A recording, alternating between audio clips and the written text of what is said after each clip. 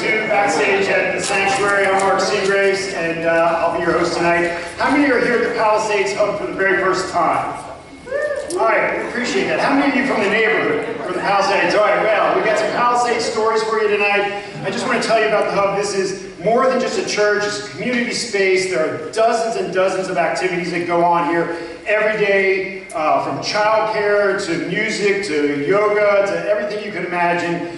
It's a real community space. We've got a sign-up list for an email if you want to find out more about the Hub. We urge you to join our email list and get notified about that. In addition to the Palisades Hub, there is the Palisades Hubcap Center that is run downstairs by my partner Linda Coquinos, and that brings dance concerts here. There's a big dance floor down there. Get on our mailing list. We've got some shows coming up. As a matter of fact, I'll pimp those out right now. I know we got the Nighthawks coming up soon. Jumping Jupiter and Going Gone. King Soul and Aesthetics, Soul Crackers, and then there's a Grateful Dead night that I know you're not going to want to miss. That's all coming up over the next few months, so keep in touch. We've got some flyers back there by the door that will give you the rundown of our calendar here. Also here at Backstage, our next Backstage event is going to be Ratso and Johnny Castle from Switchblade and the Bad Boys. Those tickets are on sale right now. And then we also have the Nighthawks. We have some past members and current members of the Nighthawks coming together to talk about their 50 years of playing blues around the world. So they'll be coming in for that. So we got a lot of stuff coming up here. I will tell you the Hub is a non-profit. After Dark, which is my group, which is a non-profit that raises money for local musicians in need. We distributed thousands and thousands of dollars in checks to musicians during the pandemic when they were out of work for so long, and we continue to do that. And we can only do that through donations. And there's a bucket outside on your way out that if you throw a couple bucks in there, that coffee can has raised tens of thousands of dollars over the past 5 years. And all of that money, 100%, goes to local musicians who find themselves in need of a couple of bucks to get through. So tell you about that. Hubcap Center, we've got the Bad Boys. If anybody helped you tonight, if they took your ticket, if they sold you a drink, if they're sitting up here, if they're running the slideshow, they're a volunteer. This is all a volunteer-based effort here, so we appreciate our volunteers. I see Chauncey sitting back there. Thank all of our volunteers for the work they do. This is not happening without volunteers. So there's a collection plate. Whoa, can I? So there's a collection plate. We'll start with you guys. If you write a question down that you have for John, put it on that card and someone will come and collect it. The best way to get your question asked is if it's short, legible, with really big fonts, so I don't have to put on my glasses to read. So those are the 3 keys, and they have something to do with Carol. So those are the 3 keys to getting your question asked tonight. We will bring him out. He's going to do a couple of songs. We'll have a conversation. He'll do a few more songs. We'll take an intermission, and then we'll do it all over again. We'll wrap up by 9 o'clock. Restrooms are downstairs. There are concessions right outside the door where you came in. Everything at the Palisades Hub is BYOB as well. So if you ever come here for a dance concert, you come back for a Backstage event, bring a cooler, bring a picnic, bring a bottle of whiskey, whatever you want. Makes you feel good. We're wide open here. That's the mailing list too that Mark's just putting out there. So I think that's just about it. After Dark has a show coming up. I know we have some blues fans. I mentioned the Nighthawks. The Nighthawks are getting back together with Bob Margolin from the Muddy Waters Band April 4th to celebrate Muddy Waters' birthday. That'll be out at Hank Deals. That'll also be a benefit for the After Dark Fund. So that's all of my announcements. Everybody is good. This is just about the biggest crowd that we've had for one of these events. We've had some other bands, Slicky Boys. We had Bob Burbrick. We had Daryl Davis. Daryl Davis will be coming back later this year for this as well. So we've had some big shows. But this is a huge crowd. We're so appreciative of you guys coming out tonight. And so, without wasting any more of your time, ladies and gentlemen, the man you came to see, Mr. Jon Carroll.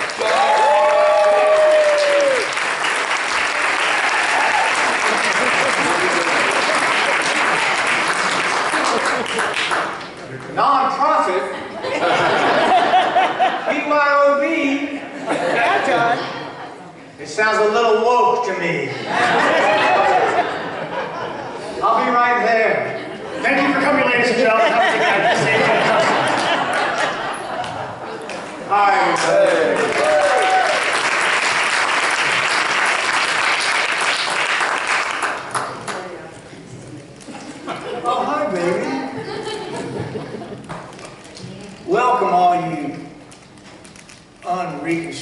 hippies? Right on. I'm seeing people I've slept with twice. This one right here, especially. It's great to see y'all.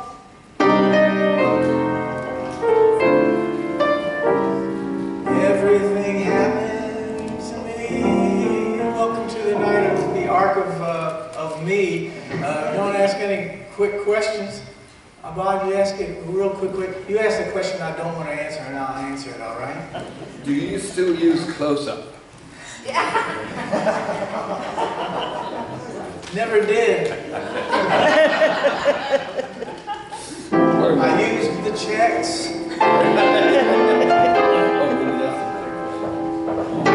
Well, this is a unique engagement for sure. And there's folks up in the balcony. And I want you to know that they can't be trusted. Whatever alms you give to them, they're going to give right to me. As it should be. I'm wearing a lavalier lapel microphone.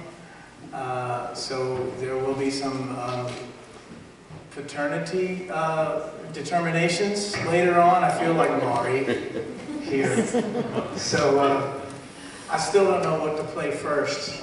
Okay, how about a good old rag?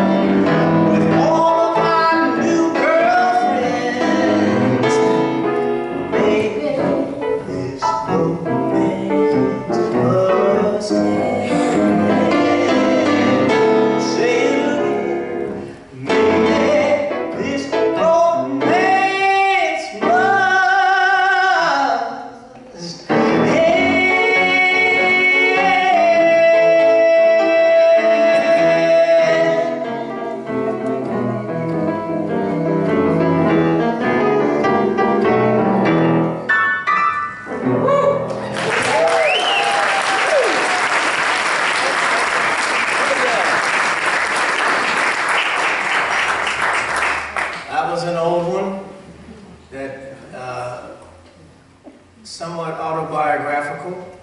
It was written during a period of disillusionment with my marriage. And I figured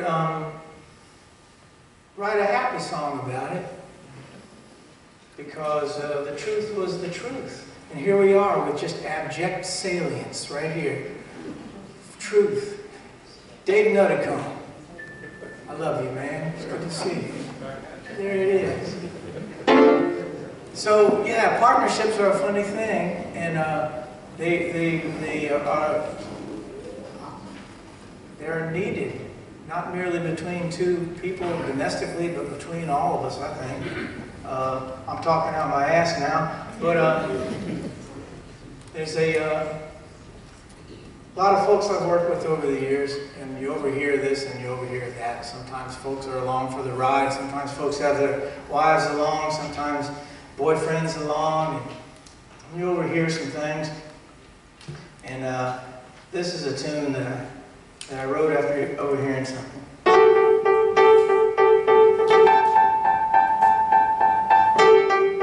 It's this tune called Chopsticks.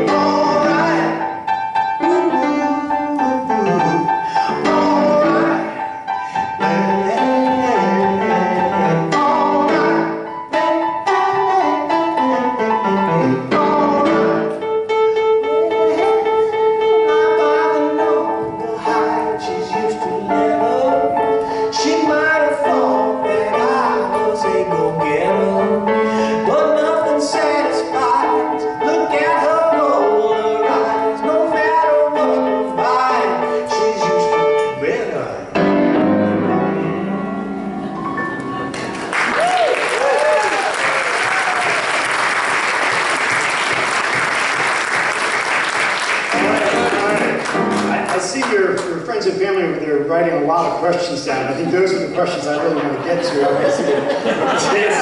Where were you last night? When did you come home was a good one.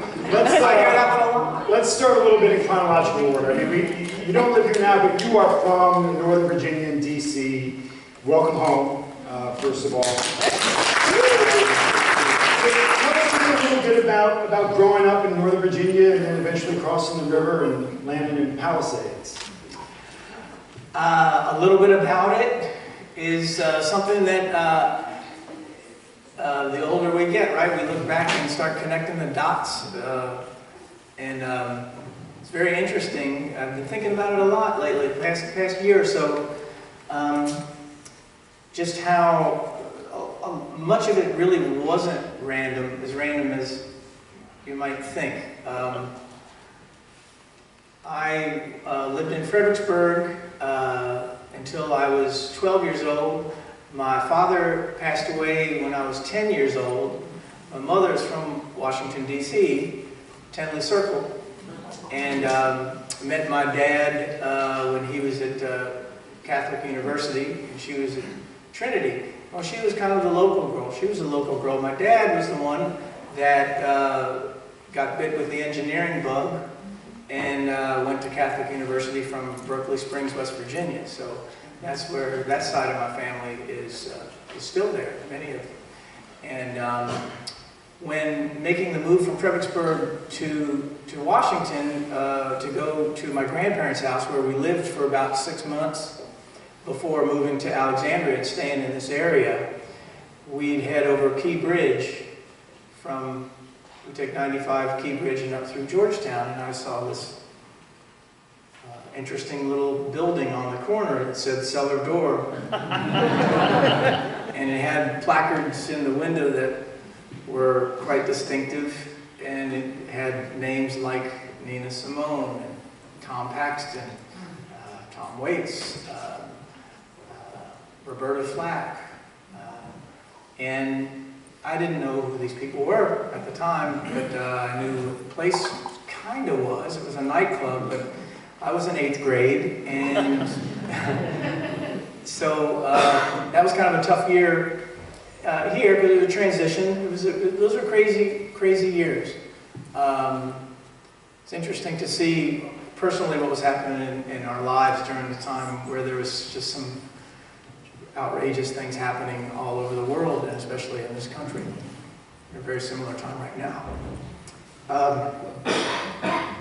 So we bought a house in Alexandria, my mother did, and I went to Bishop Ireton High School. And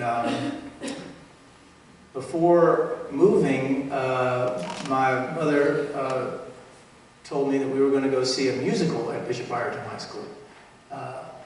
It was spring. We still lived on Alton Place at my grandparents' house. And she said, this is where you're going to be going to high school next year, and they have a really great theater and music department there. And we went to see Mame. And it was May, and the fellow that was playing Patrick Dennis, thank you, was that fellow to my, to the left of me in that picture, Michael Cotter.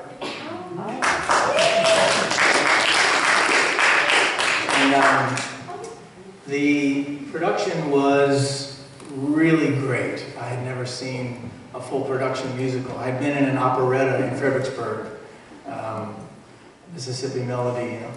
And this had a full pit orchestra and a set and singing and dancing. And this kid was really great. And I asked my mother about this. She said, well, he's going to be one of your classmates next year. And because they let him be in the play. He was in 8th grade in Annandale. And second day of school, first day of school at Bishop Ireton, I saw the kid. And I kind of happened upon him, and I said, hey, you were really great in the show last year. I saw you. Oh, you saw this? You saw Maine? I said, yeah. You were great, man. Oh, thanks. And I said, yeah, I sang in and write songs. He said, really? I do too. I've got a guitar. What do you play? I said, I play piano. Great. We should do it. We should have a duo. That is literally pretty much how it went down. Next day he brought his guitar, and we met up in the band room where there's a piano like this one, and he played me a couple of his songs. I played him a couple of my songs, and we played I'm getting closer to my home. So we did some covers, and we did some originals, and that was the beginning of the rest of my life. And you would work with Cotter over the years, right? Oh yeah. Yeah. And so, when did you, were your parents, anyone else in your family musical? Yes. At the time, I didn't know it until I was older. We started having family reunions that were like, holy shit, listen to her singing, listen to them singing. I have so many talented cousins that sing and play, and Tim Sheehy was in the pit band of these shows, as was Stephen Sheehy. They were my first cousins that were first, because I just lost them somewhat recently. And Mike as well. So, at the time though, you're in high school, you don't really know much about, I knew Tim was a musician. My Uncle Tim was the first time I saw somebody sit at the piano, and he still is 6'1", 6'2", and he would just sit and at the get-togethers, he was,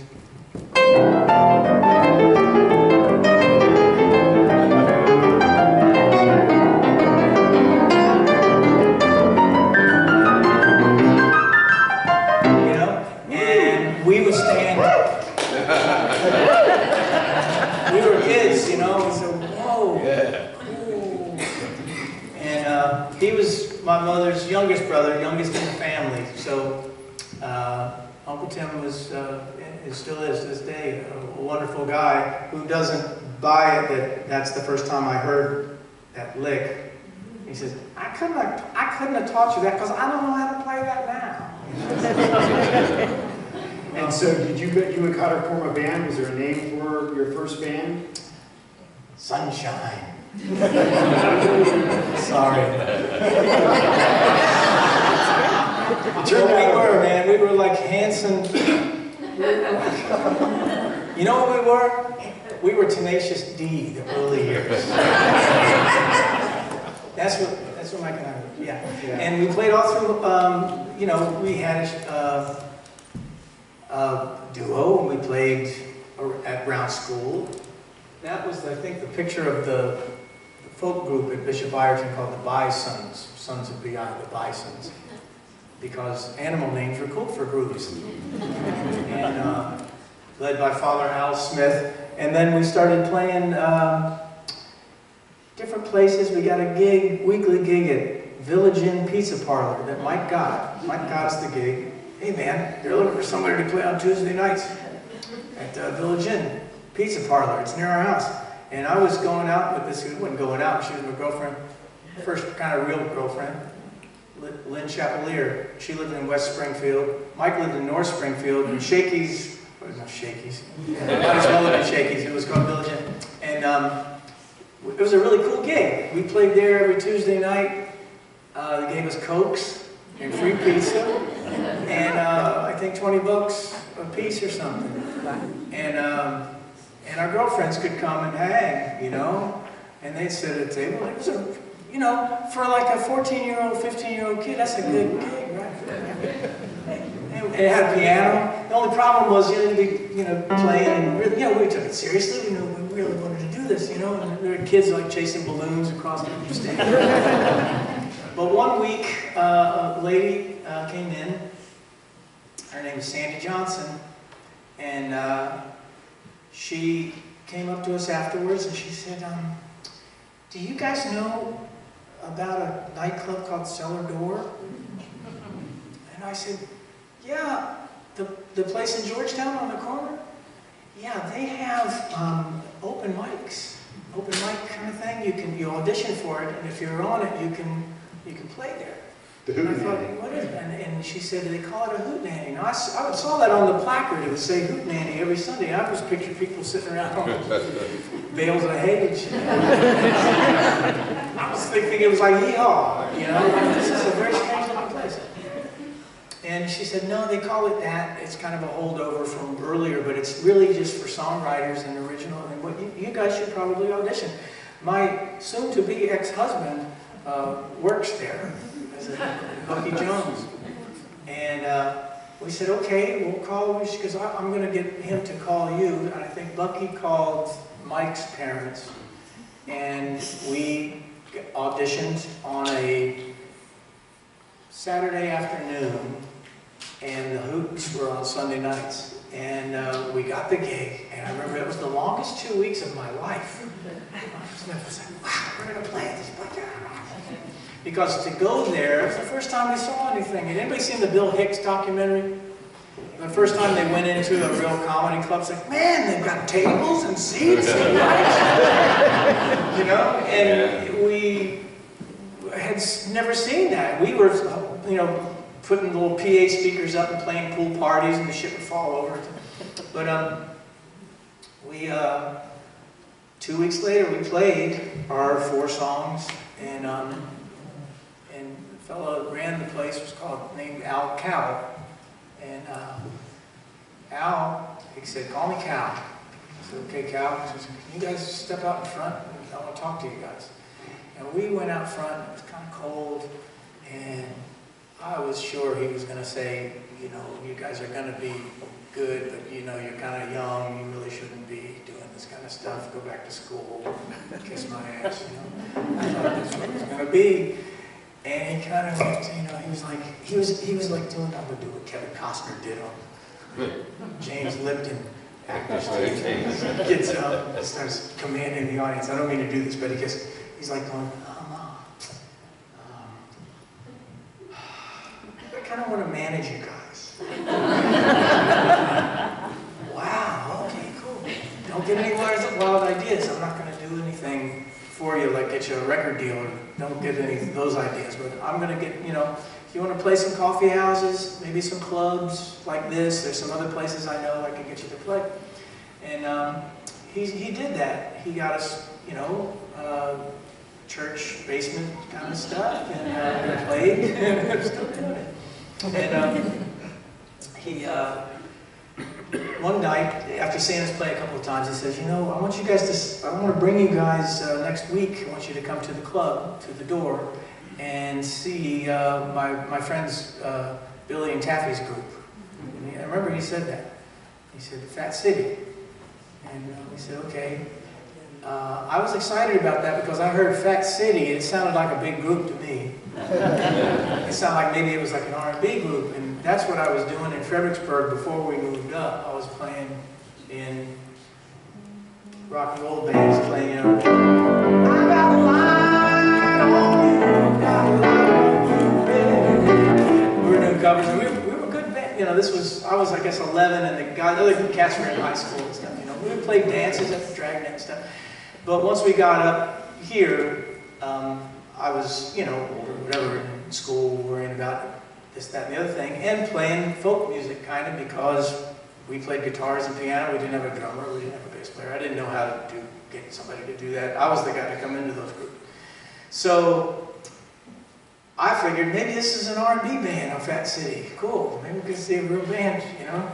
And there we came down to the club. This was the third time, including our audition, we went to the club, and we walked in. And on stage was this pretty blonde girl and this kind of peculiar looking guy wearing wire rimmed glasses and curly hair and a cowboy hat. And they were playing these songs that were really clever, and they sang harmony in a very unique way that I'd never really heard. And after the show, we went upstairs and met Bill and Taffy. Turned out Cal was Billy's roommate when they were at Georgetown together. Billy had moved down here from Springfield, Massachusetts. Talk about Bill Danoff. And it was not in that picture. But that's pretty much the the beginning of that chapter, because Billy and Taffy adopted us. So how were you as a student through all of this?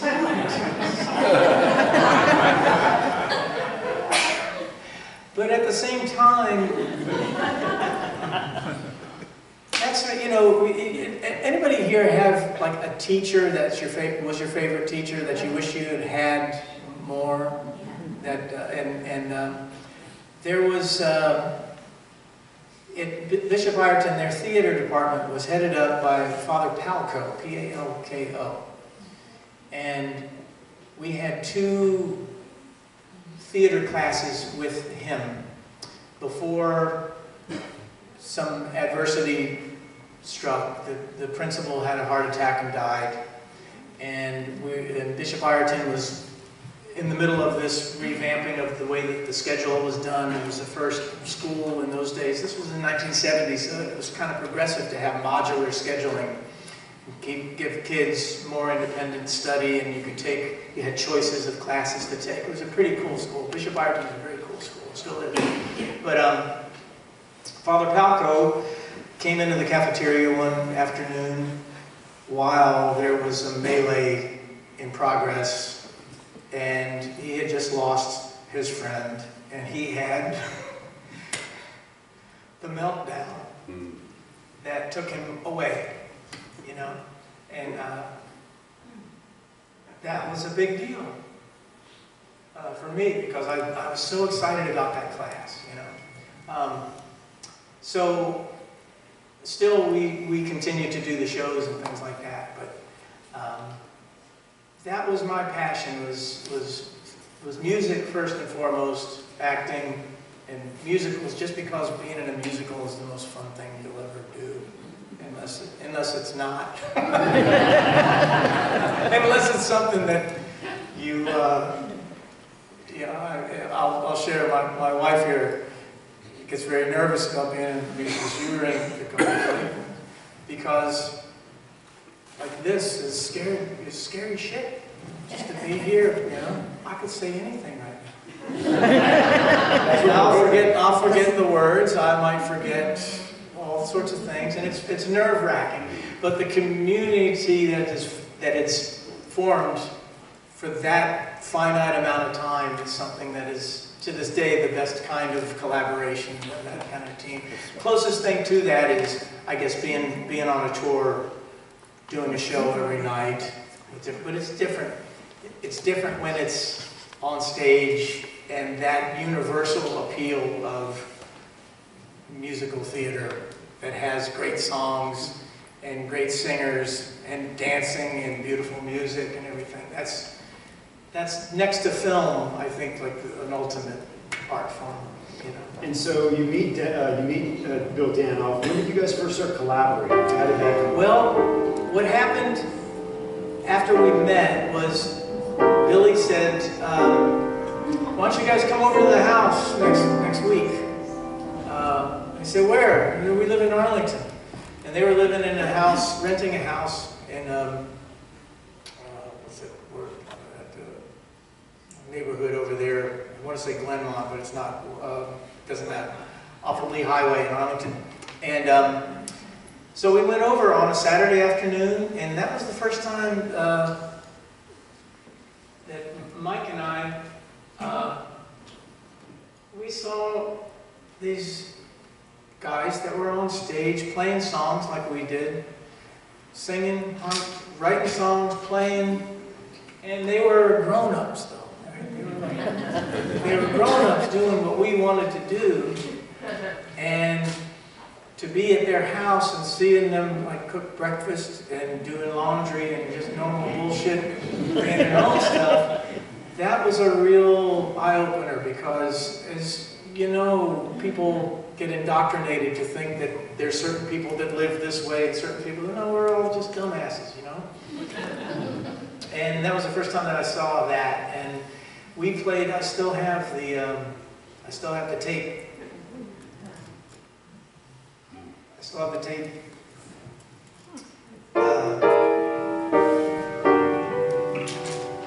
Us singing our songs for them.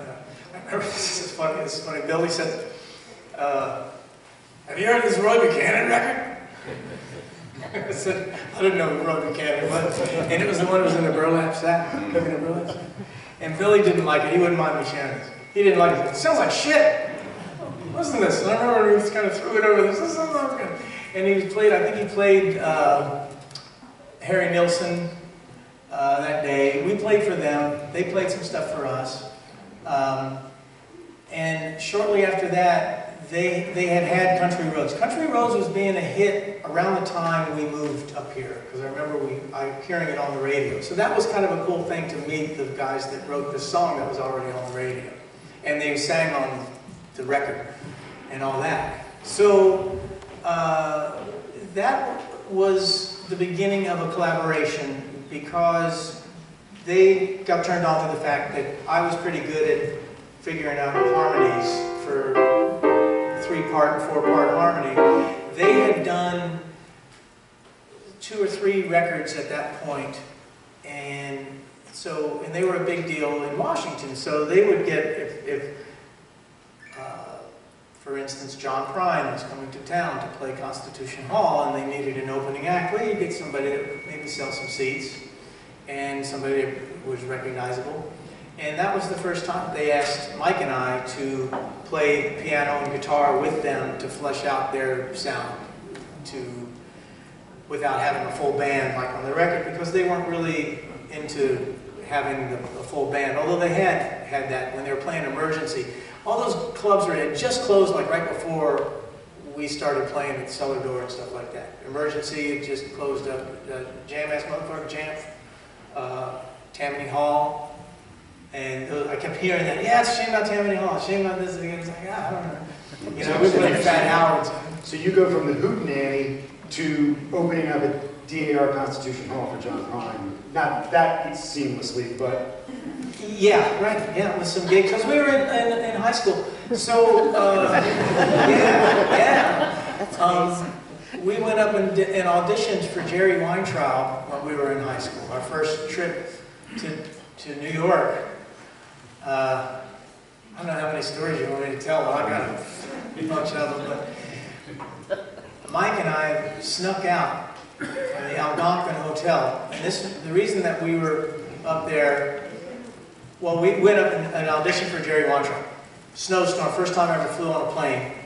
That was a pretty quick audition. Jerry Weintraub said to us what I thought Cal was going to say to us, which was, stay in school. After high school, you're going to do, Weintraub saw what it was. We were kids that played. Yeah, check in a couple of years, And so we left there. Next time we came up to New York, Bill wanted Mike and I to sing and wanted me to play on their RCA record, Aces. It was called Aces. And we played, I played piano on their version. It was a much better version than the one Bobby McFerrin had, Be Happy Don't Worry. I know what's sublime in the world, be happy, don't worry, whatever, I can't remember. And Dearest Esmeralda, which John Denver recorded.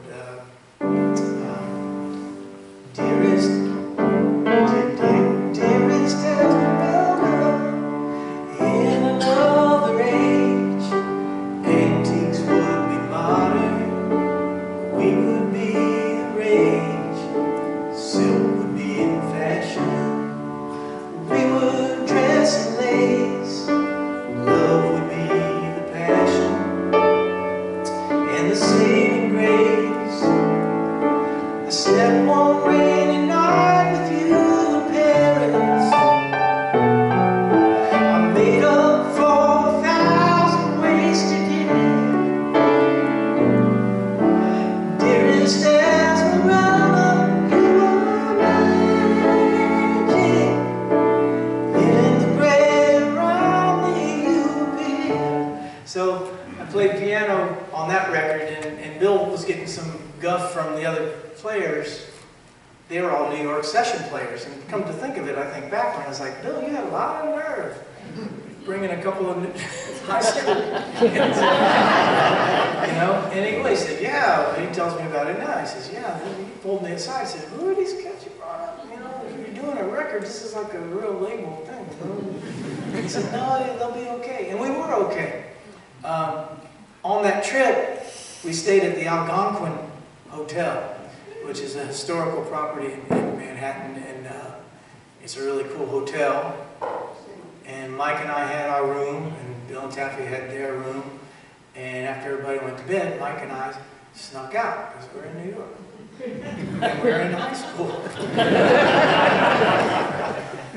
And we went out, and we're walking down the street, and these two really pretty women came up to us and asked us if we wanted a date. I thought, I like New York. We said, yeah. I said, well, where are you staying? We're staying at the Algonquin. Well, let's go there. And they were real sweet until the manager stopped us at the elevator in the lobby. They weren't very sweet. They got real unsweet real quick. And we felt really stupid. But almost had a date. So, let's talk a memorable one. Let's talk a little bit about our neighborhood, because we have a lot of people from Palisades. Palisades! You know, when you did a piece with Neil Augustine on WTOP, you talked about the house on Cambridge Road. Yeah. And talk a little bit about that house and what the neighborhood was like. What years were those? And what was the neighborhood like then? Well, we only saw Bill and Taffy at the rented house in Arlington. And I started in there before I went on that tangent. I guess they got some money to get a better house. So they bought a house that was down at the end of Cambridge Road. The Bat Cave entrance, you know? You come down Cambridge from Arizona Avenue, you come down past Battery Kimball Park, cross MacArthur Boulevard, keep going, keep going. It doesn't look like a street. Yeah, but it is. And at the end of that was this little cottage that you saw in that article. If you saw the article, there's a picture of it. I kind of worried about whoever lives there now getting doxxed. Anyway, so next time we went over to Bill and Taffy's, and every time for most of those years, that's where they lived. And Mike and I, you know, I learned a lot in that house. I learned how to work well with others. I learned how to not be a big asshole when I'm giving somebody their part to sing. I learned, there was a library up the street. I learned French, German, and how to drink during the day. No, that was the library. It was MacArthur Liquor. MacArthur Liquor. Anyway, that's a joke I wrote today. Do you like it?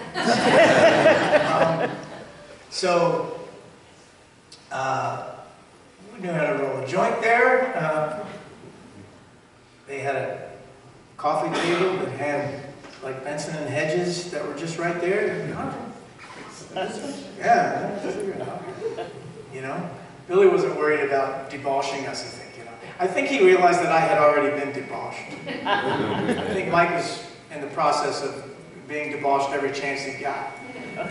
But that's, you know, that was where we would meet and rehearse there. And then those few years were pretty cool because there was always that either Mike and I were opening for somebody in Constitution Hall. We kind of got our own little bit of legs there. We played Kennedy Center. Mike and I played, that was when we left Sunshine and became Cotter and Carroll, and Fat City became Bill and Taffy, opening for George Carlin at Kennedy's Concert Hall at Kennedy Center. That was the first big show where we went out on stage by ourselves and played. It was scary as shit. I almost threw up before that show. But anyway, and being in a Catholic family, and Mike's family had 2 girls at St. Mary's, all for Girls High School, and 4 boys at Bishop Ireton. there was at least 4 rows of priests and nuns at that show. It was a big deal. We were playing concert, the concert hall at Kennedy Center. And we did our bit. Bill and Taffy did their bit. I don't remember playing with them at that. I think that's when they got the idea for us to start playing with them, to join forces. That was the show. It was in 72 or 73. And George Carlin went on to into his 7 words you can't say on television. And I looked at Mike, and he looked at me. Oh, wow. No, they're shit, piss, fuck, gun, motherfucker. And he does it like 3 times in a row. At which point Mike and I are in the wings and we kind of go. And we see, it was like Monty Python, it was like a Terry Gilliam cartoon. We see all these priests in But what I didn't realize until much later, visiting with cousins, my cousin Brian Shee, he said, we're together one night.